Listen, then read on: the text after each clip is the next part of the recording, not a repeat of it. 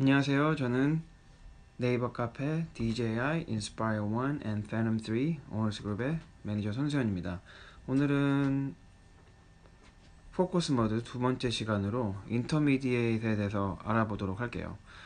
인터미디에이트 같은 경우에는 베이직과 다르게 좀 몇 가지 옵션이 더 있거든요. 베이직에는 그냥 지금 보이시는 대로 뭐 별게 없죠. 베이직 모드에서 오퍼레이터하고 POI 두 가지만 있는데, 인터미디에이트는 이제 옵션이 조금 더 많이 주어지게 되는 게 다른 부분이죠.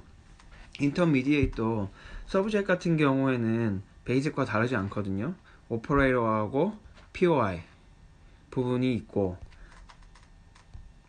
요 부분은 똑같은 부분이기 때문에 오퍼레이터하고 POI를 더 알고자 하시는 분들은 포커스 모드에 제가 베이직을 했으니까 그 부분을 활용해 주시면 되겠습니다. 그럼 오늘은 터치, 디렉션, 그리고 패시브 이렇게 세 가지 알아볼 텐데요.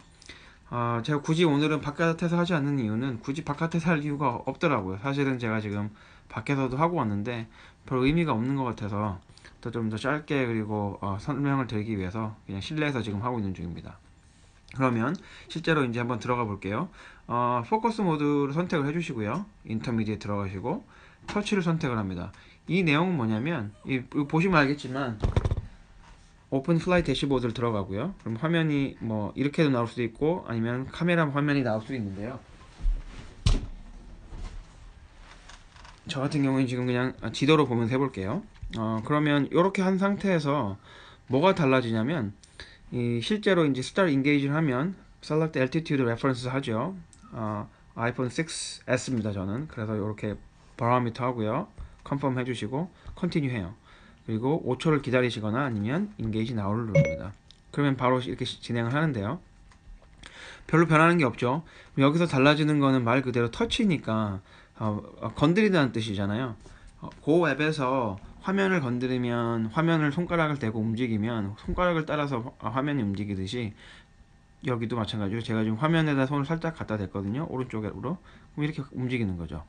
이런 식으로 계속 대고 있으면 계속 움직여요. 위로 올리면 화면 위쪽으로 하면 위쪽이 나오고 아래쪽으로 하면 아래쪽 나오고. 요게 터치예요. 사실 포커스 모드를 해가지고 터치를 사용하기 위해서 오토파일럿 앱을 사용하기에는 좀 의미가 없는 것 같고, 이런 손가락을 이용해서 김벌 조정을 하고 싶다라면 그 앱을 사용하는 것도 한 방법인 것 같아요. 그래서 터치는 이렇게 끝내도록 하고요. 다음은 디렉션입니다. 디렉션이 이제 조금 다른데요. 다른 거하고 죄송합니다. 소리가 좀 날 텐데. 이건 또 뭐냐면, 게임을 좋아하시는 분들은 위라는 게임을, 닌텐도 위 게임을 아실 텐데요. 그 위라든가 요즘에 게임기들을 보면 조정기를 잡고 왼쪽으로 움직이고 오른쪽으로 움직이면 게임을 하는 비행기가 왼쪽으로 롤을 하고 오른쪽으로 롤을 하고 위로 올리면 피치를 위로 올려서 위로 올라가는 역할을 하잖아요. 요게 그거라고 보시면 돼요.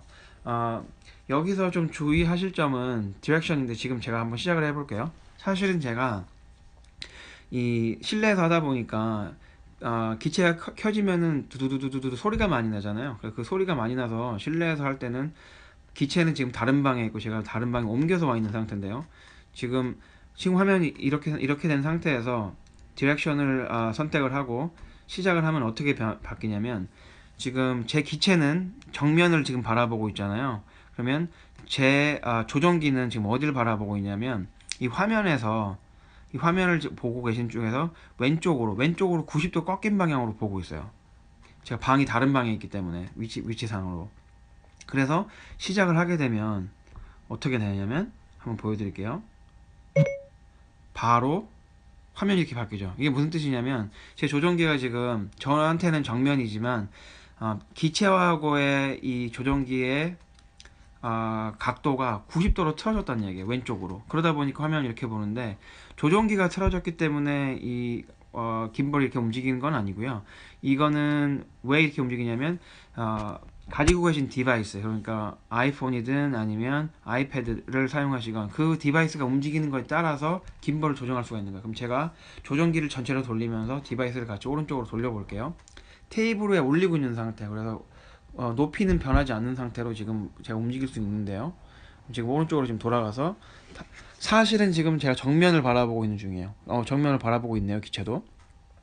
그럼 이 기능 디렉션을 사용할 때 가장 중요한 점은 뭐냐면 내 조정기가 바라보는, 그러니까 안테나 위치를 중심으로 정면을 바라보고 보고 기체 역시도 정면을 바라보고 있어야지 조정하기가 그만큼 편리하다는 얘기죠. 제가 이 기능을 좋아하고 좀 관심 있는 부분은 뭐냐면, 예를 들어 지금 날고 있다고 생각을 해보세요. 이 쿼드커프터의 특성상 굉장히 안정적이기 때문에 왼쪽 오른쪽으로 롤이라는 게 거의 없어요. 그러니까 영화 같은 거 보시면 비행기가 날아가다가 오른쪽으로 싹 날아가면 화면이 오른쪽으로 샥 기울잖아요. 근데 이거를 디렉션을 통해서 그런 비슷한 느낌을 확인할 수 있거든요. 예를 들어서 오른쪽으로 롤을 합니다. 그럼 이렇게 왼쪽으로 롤을 합니다. 왼쪽. 그리고 피치를 올려요. 이거는 사실은 이미 김블 기능이 있기 때문에 가능하지만 제 롤이 참 재밌더라고요. 이렇게 포스트 작업을 하지 않고도 마치 정면으로 날아가면서 왼쪽 오른쪽으로 이렇게 나는 듯한 느낌을 김블 조정을 통해서 할 수가 있는데요.